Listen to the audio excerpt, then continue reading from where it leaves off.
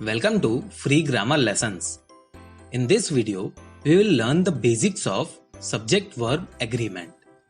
Before understanding subject-verb agreement, we will understand what is subject and verb in the sentence and how to identify subject and verb in any sentence. Then we will understand what exactly is subject-verb agreement and basic rule surrounding it. So without a further go, let's get started. So what is a subject in the sentence? The subject of a sentence is the person, place, thing or idea that is doing or being something. And what is a verb in the sentence? It is the action performed by the subject or state of being. Let's understand it with an example. Ajay plays cricket regularly. Now, to identify the subject, ask here who is performing the action of playing. It is Ajay. So, Ajay is the subject here. And to identify the verb, ask the question what subject is performing. It is playing. So, it is the verb in this case. This way, we can identify the subject and verb in the sentence asking these questions. Now, based on point of view, subject may be in first person, second person or third person. In first person, we have I and we. In second person, we have you. And in third person, we have he, she, it, they. And based on count, subject may be singular or plural. These all things we have discussed in detail in our Parts of Speech video series. I will provide you the link in the description in case you need it. Please go through those videos, you will get the revision. Now let's understand the main topic of today. What is subject-verb agreement? For making a sentence grammatically correct, a verb must agree with its subject in number. That is to say, in any sentence, singular subject must have singular verb and plural subject must have plural verb. This is the most general rule, so again I will repeat.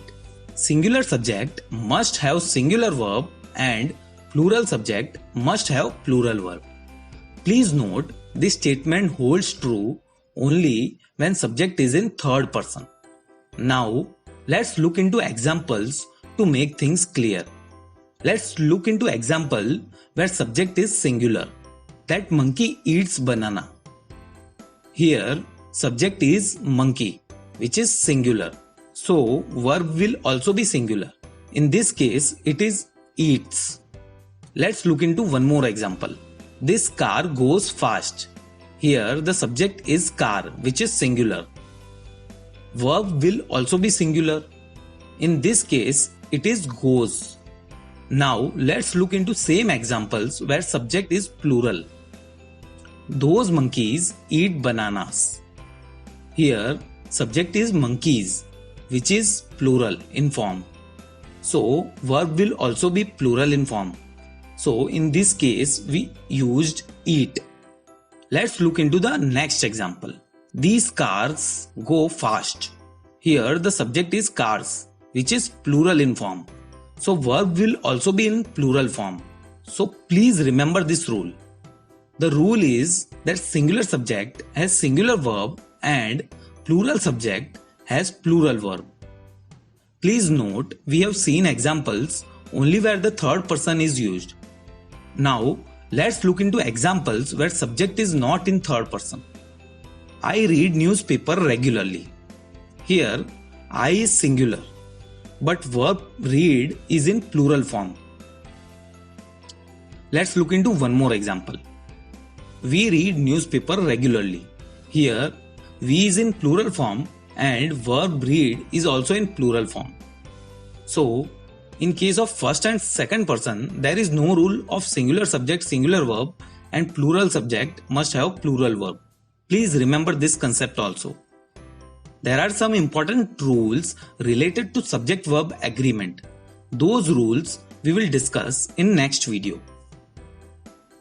Let's quickly revise what we learned in this lesson. Firstly, we understood what is subject and verb in a sentence.